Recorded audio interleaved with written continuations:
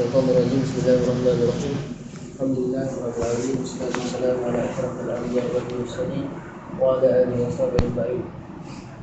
Alhamdulillah, Alhamdulillah, Alhamdulillah.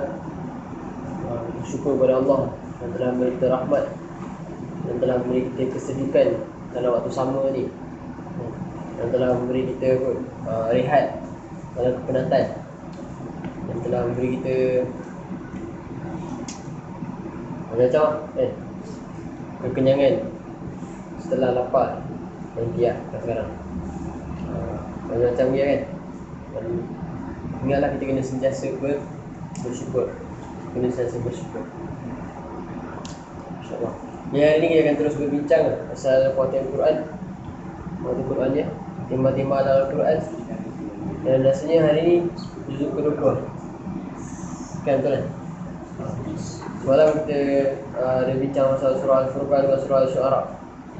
Kan? Jadi dalam surah Al-Furqan ni Allah cerita pasal apa? Pasal penistaan. Surah kan? Maksud Al-Furqan tu sendiri apa? Pemisahan. Atau Hakim suruh bagi nama anak Al-Furqan, nama Al-Furqan. Lepas tu yang surah lepas tu Al-Syu'ara, iaitu syair. Iaitu syair. Yang mana Allah tunjukkan syair ni merupakan satu benda yang pada waktu tu apa? Influential. Macam mana masa Nabi Musa tu, apa benda yang influential? Sihir kan? Dan sebagainya. Dan kalau kita tengok macam mana pada waktu tu, masa zaman Nabi Musa, sihir itu yang influential, maka sihir itu digunakan untuk menarik orang masuk Islam. Dan result dia, ahli-ahli sihir tu terus sujud kan apabila nampak mukjizat Nabi Musa. Lepas tu kira macam pada waktu ni, pada waktu diturunkan ni, syair-syair ni merupakan medium yang paling hebat lah kan, kalau nak influence orang. Jadi macam mana kita menggunakan syair macam mana tu lah.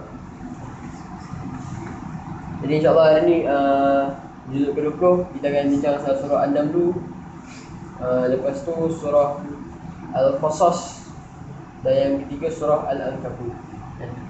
Surah apa? Jadi An-Naml dengan Al-Ankabut tu dua-dua nama haiwan kan. Dan Al-Qasas tu maksudnya cerita yang ekstensif, yang meliputi kesemuanya. Jadi cerita pasal apa kita akan tengok InsyaAllah. Boleh.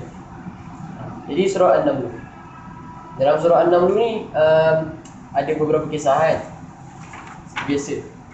Dan antara kisah dia adalah kisah Nabi Musa, yang mana bila Nabi Musa dipanggil oleh Allah, Nabi Musa nampak api kat bukit kan, tu dia terasa terpanggil untuk pergi situ kan. Lepas tu berdialog dengan Allah. Dan pada waktu itulah Allah bagi mukjizat lah. Allah suruh lemparkan tongkatmu dan selupkan tanganmu ke dalam bajumu. Lepas tu lepas dah bagi dua mukjizat ni, Allah hantar berjumpa dengan Firaun. Masa tu terjadi lah yang ahli sihir kan. Tengok sikit.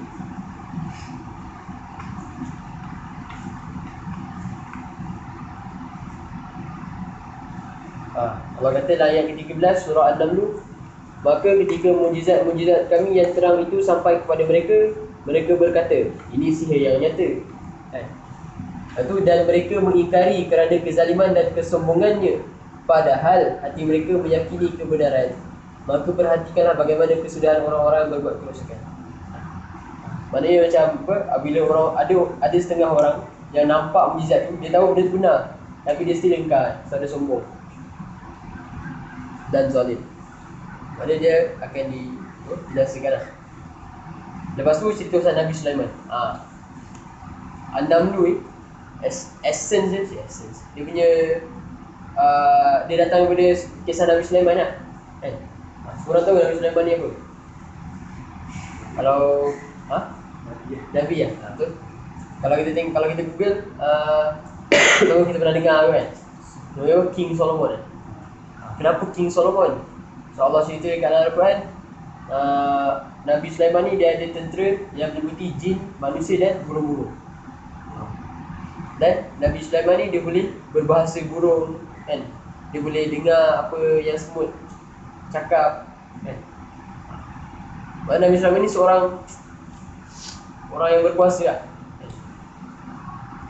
Jadi antara kelebihan-kelebihan Nabi Sulaiman adalah dia diajari bahasa burung. Lepas tu dia banyak ilmu yang turunkan oleh Nabi Daud kan. Betul.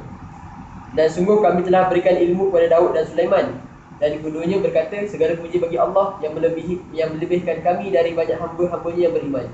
Dan Sulaiman telah mewarisi Daud. Dan Sulaiman berkata, wahai manusia, kami telah diajari bahasa burung dan kami telah diberi segala sesuatu. Sungguh semua ini benar-benar kekurniaan yang nyata. Kan?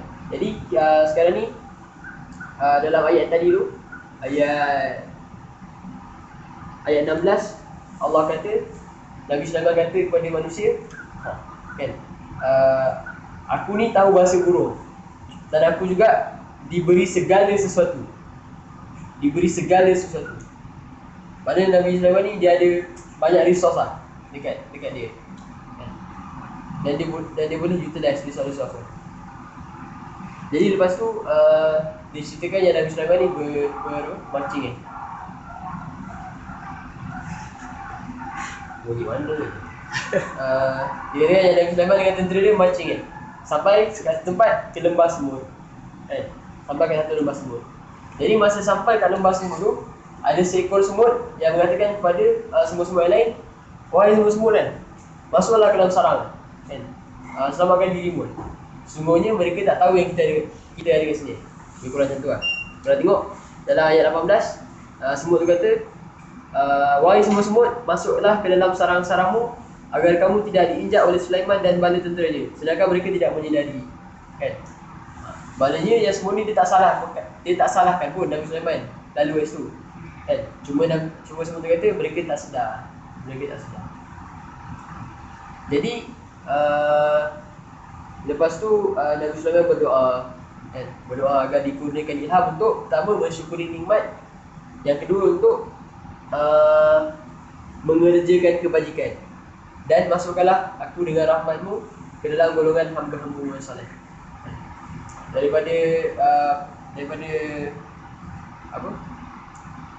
Peristiwa nak lalukan tempat semua, Nabi Sulaiman berdoa minta ilham. Bukan ilham. Lepas tu Nabi Sulaiman kumpulkan dia punya bala tentera Lepas tu dia tengok satu, burung Hud tak ada dalam barisan. Lepas tu dia tanya, mana burung Hud? Kalau dia datang tak bagi alasan yang kukuh, apa tak boleh kan? Nak menunjukkan yang mana Nabi Sulaiman ni dia tegas. Lepas tu burung Hud datang dan memberi alasan yang mana dia pergi usah satu kaum dekat satu tempat yang mana pemerintahnya adalah seorang perempuan kan. Tak cakap Balqis dalamnya, tapi kita tahu Balqis datang lah. Yang mana kaum ni dia menyembah matahari kan? Lepas tu atas sifat tabayyun kan, ataupun menyelidik dengan teliti, Nabi Sulaiman kata, aku akan hantar orang, hantar tengok aku exact. Dalam ayat 27 Nabi Sulaiman berkata, akan kami lihat apa kamu benar atau termasuk yang berdusta. Pergilah dengan membawa suratku ini, lalu jatuhkanlah kepada mereka, kemudian berpalinglah dari mereka, lalu perhatikanlah apa yang mereka bicarakan. Nampak? Kat sini dia sifat tabayyun tu. Pernah dengar tabayyun? Macam pernah dengar kan? Tabayyun maknanya selidik betul-betul lah kan? Selidik betul. Jadi macam dah dengar penjelasan tu tak cukup lah kan? Kena kena selidik lah. Lepas tu lah pemerintah perempuan tu dapat surat. Lepas tu dia berbincang dengan dia punya subjek. Lepas tu dia bagi hadiah. Aku boleh baca sendiri lah kan. Dan akhir sekali kan ada yang pasal Nabi ada jin ifrit kan. Jin ifrit dengan seorang lagi yang dia menguasai kitab. Dia ada ilmu kitab. Tak tahu lah kalau aku seorang ni kan, tapi selama ni aku ingat jin ifrit tu yang angkat singgasana tu. Manusia kan? Orang beriman. Dia orang yang berilmu kan. Orang yang ada ilmu kitab. Dia bersaing dengan jin ifrit ni untuk bawa singgasana tu ke tempat Nabi Sulaiman. Mungkin boleh clear kan. Ada lah aku. Jadi bila pemerintah perempuan tu masuk di kalangan singgasana, kata Nabi Sulaiman tanya tempat ni, singgasana ni menyerupai kau punya singgasana tak? Lepas tu dia kata macam lah kan? Lepas tu bila dia jalan dekat atas lantai, dia singkap betis kan. Sebab nampak macam kolam air yang besar. Sedangkan tu sebenarnya lah kaca. Kaca dan bawahnya tu ada air. Tak ingat lah. Tapi kira macam kaca lah. Kira macam ilusi je kan. Tertipu. Jadi daripada situ, terus pemerintah perempuan tu dia kata, aku telah berbuat zalim kan.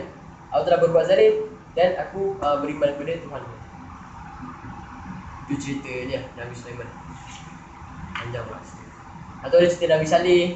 Nabi Saleh tanya kepada kaum dia kan, kenapa minta keburukan kan? Kenapa tak minta kebaikan kan? Lepas tu apa yang kaum Nabi Saleh kata, sebab mereka ni dapat nasib yang malang. Mereka dapat nasib yang malang apabila kita orang bersama kau. Nampak? Tetapi apa yang Allah kata, nasib mereka itu ada pada Allah. Dan korang ni yang kata korang bernasib malang sebab ikut Nabi Saleh adalah kaum yang diuji.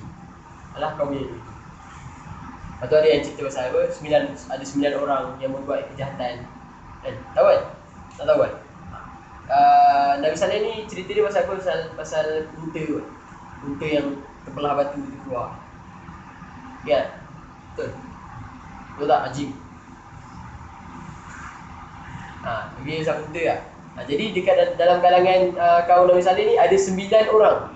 Ada 9 orang yang yang plot untuk membunuh unta kan? Yang plot untuk membunuh unta. Dan akibat dia, semua orang dekat dalam tempat dekat kaum Nabi Saleh tu dibinasakan. Bukanlah semua, kira macam orang beriman diselamatkan lah. Tapi disebabkan 9 orang je, semua orang dibinasakan. Nampak tak?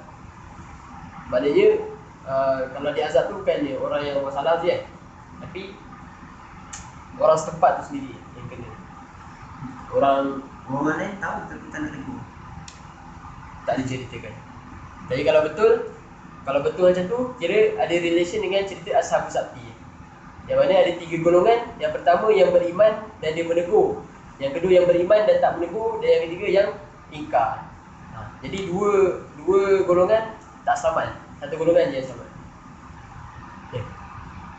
Okay. Itu kisah pasal Nabi Lut. Nabi Lut bertanya kepada kaum dia, kenapa kamu buat al-fahsyah? Benda yang tersempang, homoseks lah. Lepas tu diselamatkan kaum dia. Kaum dia usir Lut dan keluarganya, dan kemudian Allah selamatkan Nabi Lut kecuali isteri dia. Kemudian kaum Nabi Lut ni diazab. Semua tahu cerita tu. Okay. Jadi daripada situ kita tengok panjang. Padahal nak cerita je. Jadi tengok dari situ apa yang nak dikisahkan. Kalau kita tengok dalam buku Al-Quran ni, dia kata bahawa An-Naml ni dia berbicara tentang keunggulan peradaban. Sudah datanglah keunggulan peradaban.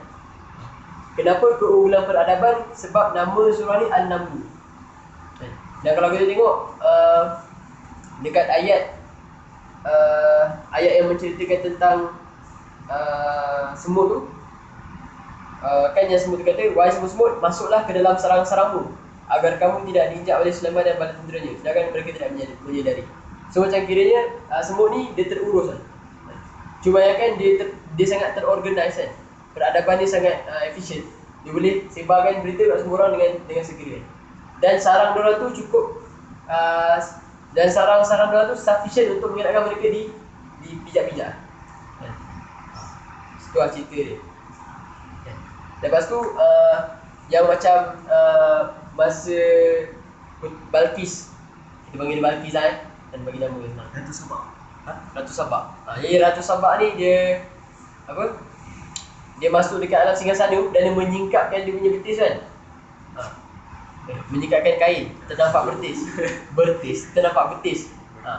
Apa yang yang dikatakan dekat dalam kuartal Quran ni, dia impress dengan kemajuan peradaban Nabi Sulaiman. Sebab apa? Bukan senang nak buat ilusi nampak macam air kan? Jadi macam hebatnya. Sama juga macam Jin Ifrit dengan seorang hamba Allah ni, yang mana diorang berlumba-lumba kan, untuk bawa singgasana tu daripada satu tempat ke tempat yang lain kan. Itu pun menunjukkan mana diorang ni sangat hebat lah dalam peradaban diorang. Maknanya kita sebagai manusia, kita kena sentiasa cuba untuk capai peradaban yang paling baik lah kan, especially sebab kita Islam. Sebab apa kita tengok dalam kisah Nabi Sulaiman ni, dengan adanya peradaban yang unggul dengan kehebatan dan kelebihan tentera material dia dapat menarik orang masuk Islam. Sebabnya kita mungkin macam tu juga kan. Seperti macam mana dalam surah Asy-Syu'ara kan, kita kena gunakan words, kita kena gunakan media, kita kena gunakan syair-syair ni untuk menarik orang kan. Sama juga macam surah An-Naml ni, dikatakan peradaban tu kan, kemajuan dalam teknologi, kemajuan dalam apa semua tu, kita perlu kita perlu break dalam bahasa Melayu kan? Break. Kita perlu tuai. Kita perlu tuai. So apa? Benda tu penting lah. Benda tu penting. Lepas tu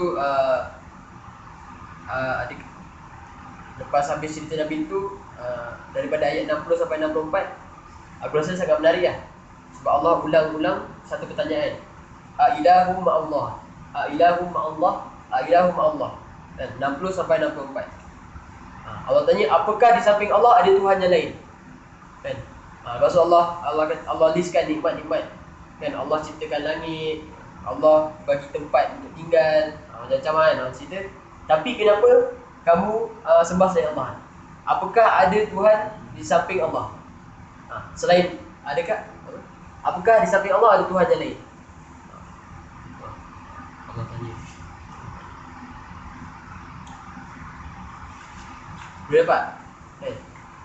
Bulan peradaban. InsyaAllah surah An-Naml. Okay, lepas tu surah Al-Qasas. Bagi surah Al-Qasas personally sangat menarik. Macam ada seorang kawan, dia kata Al-Qasas ni dia macam Hollywood movie dia. Dia macam movie Hollywood. Percaya tak? Saya pun percaya. Al-Qasas ni cerita dia sangat menarik, macam Hollywood movie penceritaan dia. Macam tak biasa dia. Al-Qasas. Pasal Al-Qasas apa? Boleh cakap ni, cerita kan? Cerita lah. Jadi kalau kita tengok mana datang perkataan Al-Qasas dalam surah Al-Qasas ni adalah dari ayat ke-25. Surah Al-Qasas ayat ke-25. Bacakan kan? Falamma ja'ahu wa qassa alaihi al-qasas qala la takhaf. Jadi apa maksud dia?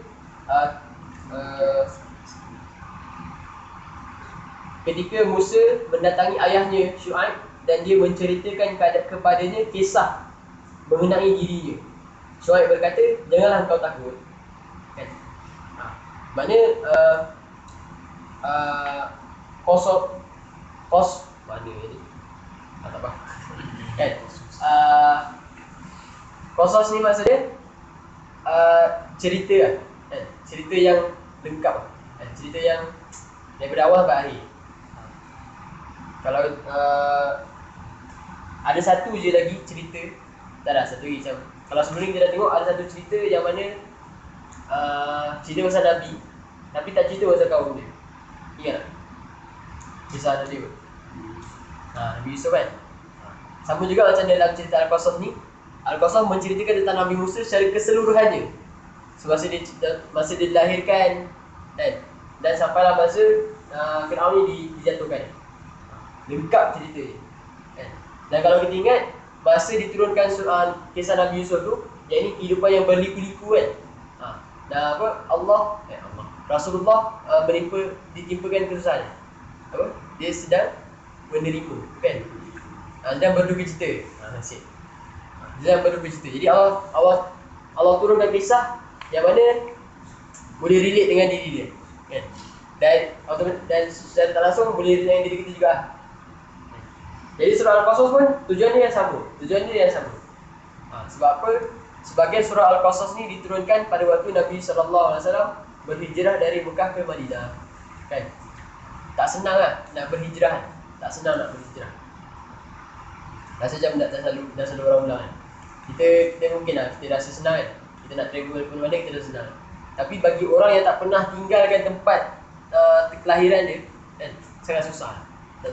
Jadi Rasulullah sangat sedih kan. Jadi Allah turunkan surah Al-Qasas ni yang mana ceritanya sangat indah.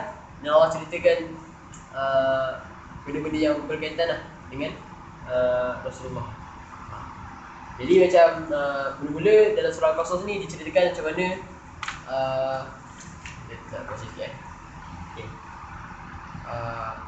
Ayat 3 Kami membacakan kepadamu sebahagian dari kisah Musa dan Fir'aun dengan sebenarnya untuk orang-orang yang beriman. Ayat 4 Sungguh Fir'aun telah berbuat sewenang-wenang di bumi dan menjadikan penduduknya berpecah belah. Dia menindas segolongan dari mereka. Dia menyembelih anak lelaki mereka dan membiarkan hidup anak perempuan mereka. Dan sesungguh dia Fir'aun termasuk orang yang berbuat kerosakan. Jadi Allah bagikan intro macam mana keadaan pada waktu Fir'aun ni dia bermaharaja lela, dia bunuh anak orang dan sebagainya. Lepas tu dalam ayat 5 Allah kata, dan kami hendak memberi kurnia kepada orang-orang yang tertindas di bumi Mesir itu, dan hendak menjadikan mereka pemimpin dan menjadikan mereka orang-orang mewarisi bumi. Nampak tak? Jadi Allah bagi satu ending. Allah ceritakan ending dia kan? Allah nak jadikan orang-orang yang tertindas tu sebagai pemimpin dan orang yang mewarisi bumi tersebut kan? Lepas tu Allah kata, dan kami teguhkan kedudukan mereka di bumi, dan kami perlihatkan kepada Fir'aun dan Haman bersama bala tenteranya apa yang selalu mereka takutkan dari mereka.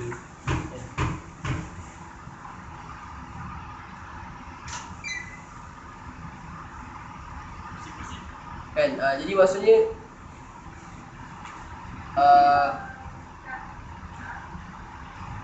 daripada sini kita tengok macam Allah bagi kita satu janji.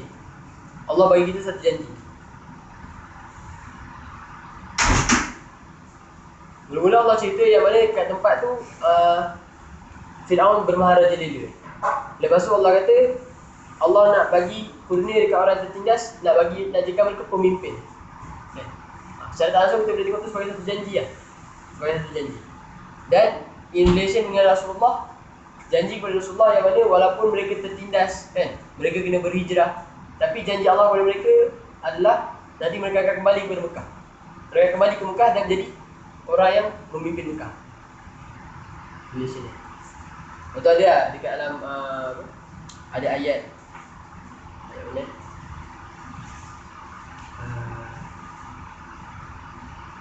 Allah cakap dengan ibu Musa kan. Tak tahu directly ke indirectly. Tapi Allah kata dalam ayat ke-7, dan kami ilhamkan kepada ibunya Musa, susuilah dia Musa, dan apabila engkau khawatir terhadapnya, maka hanyutkanlah dia ke sungai Nil. Dan janganlah engkau takut dan jangan pula bersedih hati. Sesungguhnya kami akan mengembalikannya kepadamu dan menjadikannya salah seorang rasul. Kan? Ya Allah janjikan yang Allah akan kembalikan Nabi Musa. And in fact Allah kembalikan lah kan? Ada kisah lain? Ada kisah selain Nabi Musa? Only. Dan hari sekali ada cerita Korun. Memang kan macam make sense lah sebab Al-Qasas ni pun cerita. Lepas tu dekat ayat 25 tu Nabi Musa bercerita secara keseluruhannya tentang diri dia kepada Nabi Syuaib.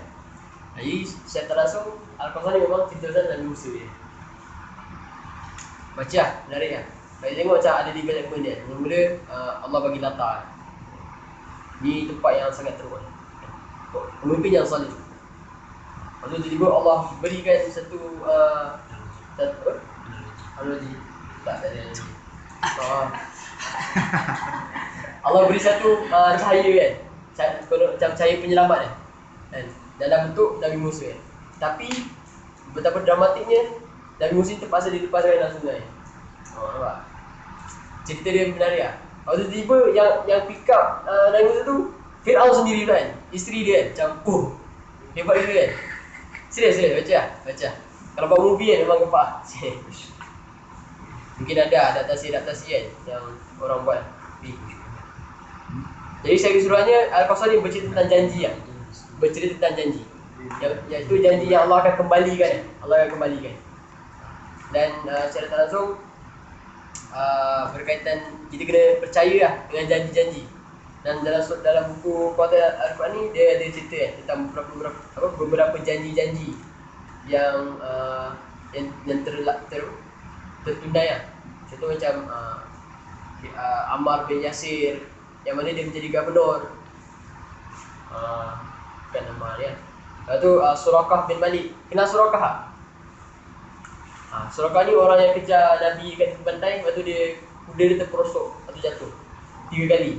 Lepas tu dia goncang-goncang kayu. Lepas tu keluar tak ada apa-apa. Macam mana? Faham?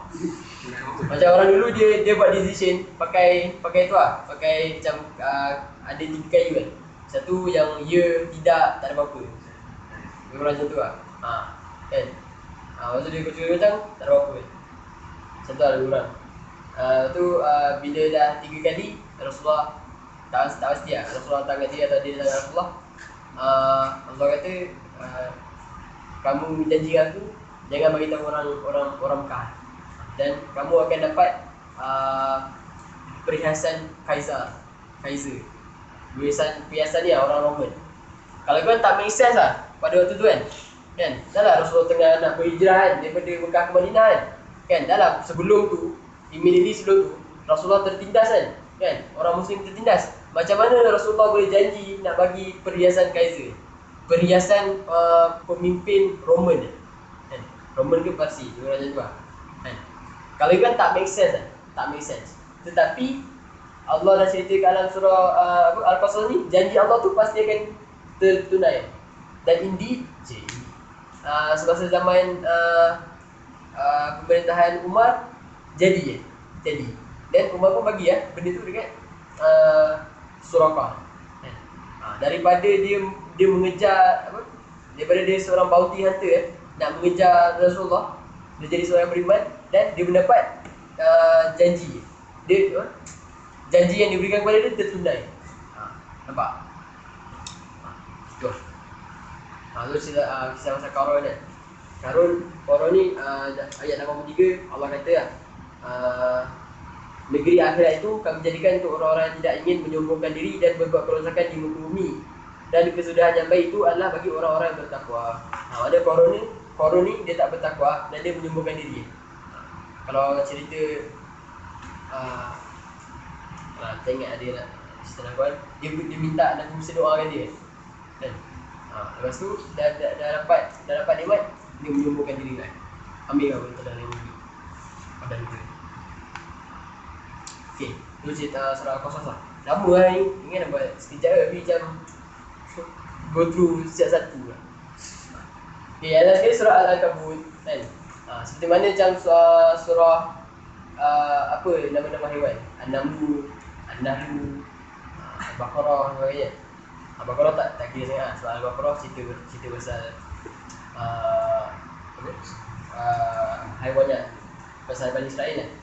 Tapi macam Al-Ankabut, An-Namlu ni dia ceritakan tentang sifat haiwan tu sendiri dan macam mana Allah jadikan tu sebagai satu misalan, satu perumpamaan.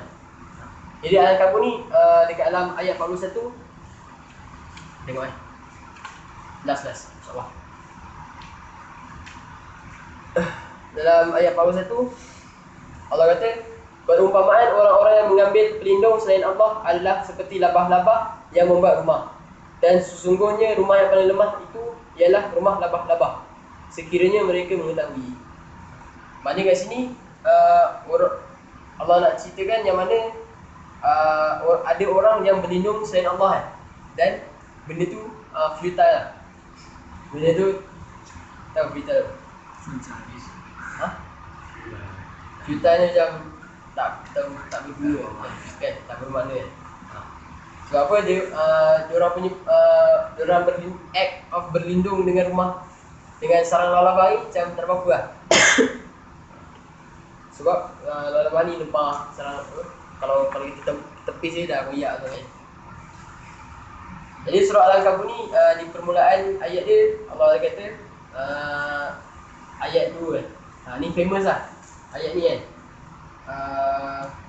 Ahasiban nasu ay yutraku ay yaqulu amanna wa hum la yuftanun.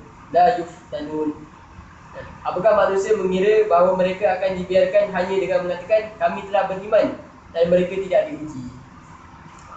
Kira macam Al-Ankabut ni cerita pasal ujian lah. Ujian. Dan macam mana orang-orang yang tak berlindung dengan Allah masa menghadapi ujian, ibaratnya adalah berlindung dengan rumah labah-labah kan? Jadi banyak cerita dalam ni. Ada cerita pasal Nabi Nuh. Hujannya adalah dia berdakwah selama 950 tahun. Hujan dia kan? Hujan waktu lama. Lepas tu hujan Nabi Ibrahim, orang tak terima dia dan dia dicampak dalam api kan? Dibakar dalam api.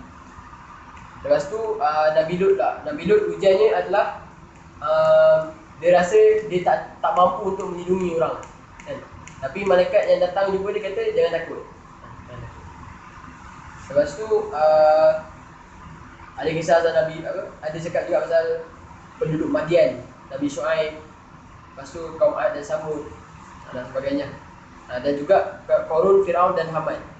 Sesungguhnya mereka-mereka yang disebutkan ni kan, orang-orang yang dimenasakan dan sebagainya ni, diorang berlindung dengan selain Allah.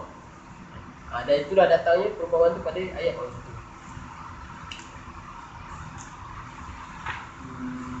Apa yang nak cakap ni?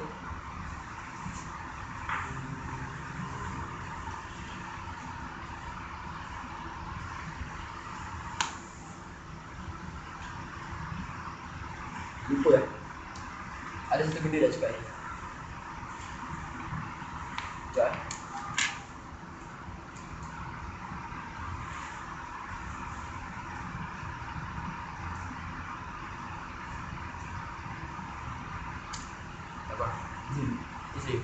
Dulu kata kuasa aman itu kuasa Indonesia yang besar. Sebab apa kalau tengok sebab dekat dalam surah An-Nahl juga ada cerita pasal Nabi Lut, ada cerita pasal Nabi Saleh. Jadi mana datang peradaban ni? Nabi Saleh bukan? Nabi Saleh dia punya kaum ni kan hebat bangunan kan. Nabi Lut macam mana pula? Dan Nabi Musa mungkinlah mujizat tu kan. Tidak. Bukan Nabi Musa yang makan langit. Tak, kan dalam buat kan cerita yang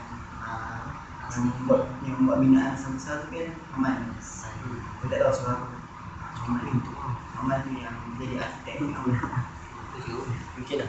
Tiga kata Allah Allah. Jadi tu lah tiga surah kan. Tiga surah. Surah An-Nahl, surah Al-Qasas dengan surah Al-Ankabut. Awal-awal lama kan. Rasa macam tak prepare. Rasa macam tak tahu. Niat salah. Salah. Ya. InsyaAllah apa yang kita baca ni, apa yang kita dah go through akan buat kita lebih beriman. Akan membuat kita rasa lebih dekat dengan Allah kan? Walaupun apa yang kita go through banyak cerita-cerita je kan? Dan selalunya cerita-cerita ni sedap didengar kan? Seronok dibincangkan. Tapi kita macam tak dapat grasp apa sebenarnya yang Allah nak ceritakan. Dan disitulah perlu kita untuk berbincang. Kita bincangkan apa kandungan Al-Quran ni. Mungkin apa yang kita bincangkan apa? Tidak. Bukan apa yang sebenarnya Allah nak berikan kan. Tapi contohnya kita fikir tersalah fikir kan. Kita macam interpret lain kan. Tapi bila kita cuba untuk dalam Al-Quran tu, itu adalah baik untuk kita. Allah tahu. So apa yang baik itu datang daripada Allah. Keburukan tu disandarkan pada kelemahan saya sendiri. Allah. Assalamualaikum warahmatullahi wabarakatuh.